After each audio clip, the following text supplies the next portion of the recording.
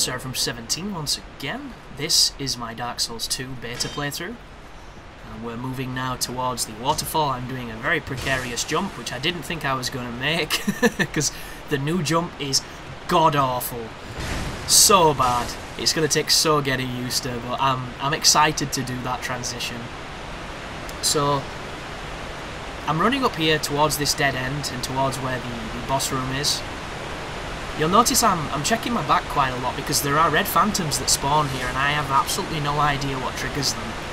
But when they turn up, they're incredibly dangerous, so you need to be aware that they're there. Before I wanted to take on the boss, I wanted to check to see if there was anything this way that would resemble a bonfire, just in case I died, so I could get back a little bit quicker. And that right there is a necromancer spell that is incredibly fast and homes in. And that was enough to incentivize me to not go in that cave. So this is me trying to be a bit cheeky, and it doesn't work. I use a life gem because I thought it was a healing item over a period of time, and my logic was if I use it outside the door, when I enter, if I get hit, it'll heal me for, however long they're active for.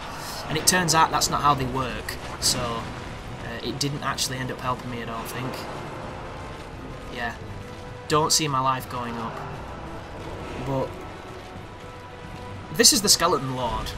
There are 3 lords in this room. I did not try and parry them because I only got one attempt at them, unfortunately. 2 of them are melee based, the 3rd is spell based. Agility is everything in this fight, and unfortunately the stamina on this build is not as high as it could have been, and it would have made this significantly easier. But I was using the Zwei as well, and those big heavy swords really drain the stamina, which is a good thing because they need to, because they're ridiculous. And do you see that? I expected half life to take a spell at point blank range off the spell casting boss, and it literally did the same kind of damage that the undead Berg Hollows do. So this boss is either very early on, or in this specific build it was designed to not be a complete arse blaster, because it gets tricky, but it's never at any point really dangerous.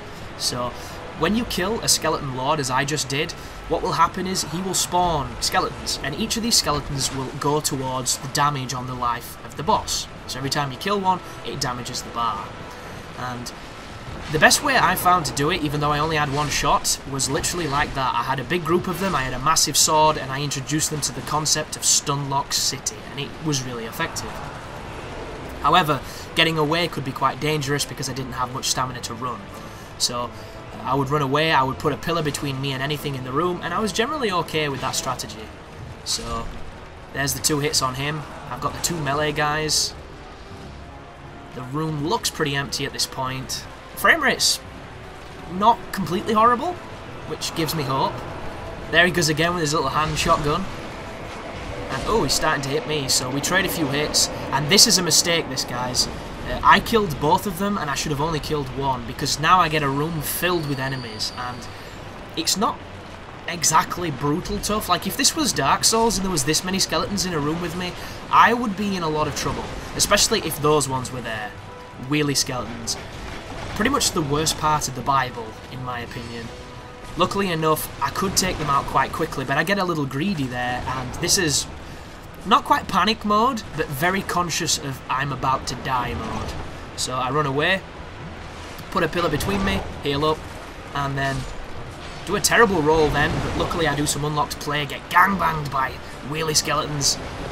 Once again, they come towards me, getting gangbanged again, so, the game can get harder if you put yourself in a bad situation like this, even in the beta, which was admittedly kind of weak for a lot of players.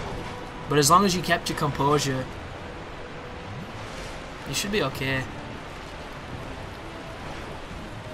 So I put the longsword on, so I'm a little bit quicker, because that's my only problem. I don't have the poise to take too much off these, so they're interrupting me when I go to do the big hits, and it's costing me. So instead, swap to the faster one, still getting staggered, which really annoys me, I've got to say. I'm not a fan of not being able to control, but I know exactly how to stop it, and in the full game, that's exactly what I'll do.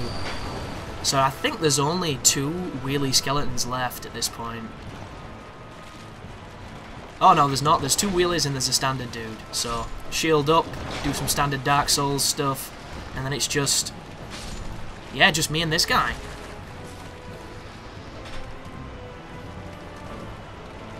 I expected him to attack, but he wasn't having any of it. There you go. Go for the backstab, get the backstab. There you go. Skeleton Lord is down. Not a clean fight by any standards. Watch this. Really do not like that. I don't like any of the gestures. That's why you don't see me doing them in the demo. But went down first try. I wasn't disappointed in it because I can see the potential of it being a tough boss, and I'm almost certain that this is not what it will be like in the main game. I think that boss is going to really challenge some people. But now I know, now I've experienced it, and I know the general, you know, theme of what you're doing. I will know not to get that many enemies in the room at the same time. I'll kill them individually. I'll always try to keep one alive, and then I'll just divide and conquer. I have absolutely no idea what I'll do if I ever go for a no damage run, which will definitely be coming, because that's the kind of challenge in that room which is going to be ridiculously tough. It's going to be akin to Nito when he has flankies with him. Flunkies, should I say. I've just combined lackeys and flunkies. I do it often. But the menus, they look really nice, but I still kind of don't like them. I don't like where they're positioned. I don't like what they've done with that. But it's just an adjustment because I'm so used to Dark Souls, and who knows, a month later after the game's released I might really come to enjoy it and prefer it in every way. But at this moment in time when I was playing and when I'm looking back on it now, there's still something a little bit obtrusive, and I'm going to meet the Red Phantoms, I think. Yeah. So if you see one, it means there's another one behind you because they pincer you. And I already knew that this would happen because I saw somebody die to it. So I'm kind of thinking, how the hell do I do this? Because on one side, I have a cliff, and I can use the cliff to knock them off because they're a big enemy. But on the other side, I am pretty sure they will 1 to 2 shot kill me with anything they do. And obviously when there's 2 of them, it makes it even tougher. So I tactfully retreat. I contemplate going through this cave, but I don't think I do. Oh, there's a skeleton. There's a backstab. And did you see that? It seemed like there was 2 hits to that backstab, because it was 291 damage and then 409 kill. So I've never been in here at this point, so this is all completely new. I get hit by something from behind, so it tells me exactly where the Necromancer is. As this guy stun locks me, which is very frustrating. So get my bearings, use a life gem, and then I think, well, I might as well check to see where this place goes a little bit. Oh no, I don't. I'm going to go and kill the Necromancer. So I know he's over here. This is a very dark room, and I think, oh, there's a jump, and I don't make the jump. So there you go. 11,000 souls. God, I hope I get them back.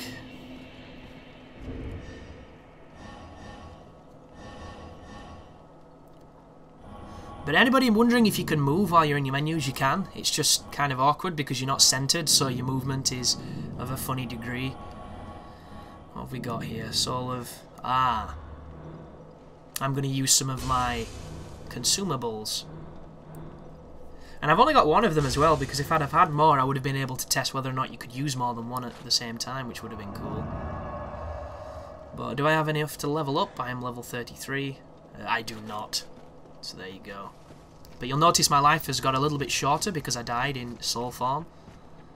And I'm running into the cave now, kind of aware what I'm going to find. So there's 3 life gems on the floor and a skeleton spawn signified by that shuffling of bones. So the skeletons are really weak. I don't know if that's going to be something that changes, but as it stands, the skeletons are nowhere near what they used to be. On Demon Souls, skeletons are terrifying. On Dark Souls, wheelie skeletons are terrifying. The other ones are only terrifying when there's a lot of them, and they start rolling and catching you with the roll stun into attack, and the bleed bar's going up, and you know you're in trouble. But for the most, they weren't too bad. On this game, so far from the beta, once again I've got to be very specific, the skeletons seem really manageable. There's no bleed from their attack, or there's no visible indicator of bleed, and they don't do that much damage, so they've been nerfed, or so it would seem. But we'll see. There's me going for a parry and missing it. There's me spamming parry like a clown and missing it, and there's me landing the parry. So, same animation, nothing different between enemies, which is a little bit of a shame. Though, if we take into consideration what we know about Dark Souls, human enemies and, you know, monsters both had different, you know, animations for stabbing them. So I'm hoping that that's something that plays across, because if it's always just somebody falls on their ass and then you stab them in the chest, I'm going to be really sad. But here's me testing the clipping. It would seem it's pretty good. Here's me testing the clipping again. And it's not having any of it. So that is a definitive barrier. But I learnt something there, because it means that on the other side I can press a lever and it will open it, which will mean that where I started, that cave will lead into this cave, and it's a quicker way of getting here. And also this little plinth that I'm stood next to, it has what looks like wood in it, so if I had a torch I would be able to light it.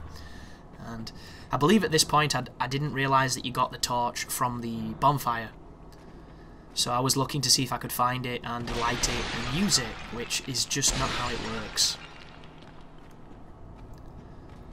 But look at the bloodstains, man. That's one of the things I'm most excited about with the new game, is just seeing all the activity in Drangleic, or whatever the hell this place is called. But thank you for watching, folks. I hope you're enjoying it, and you take care now.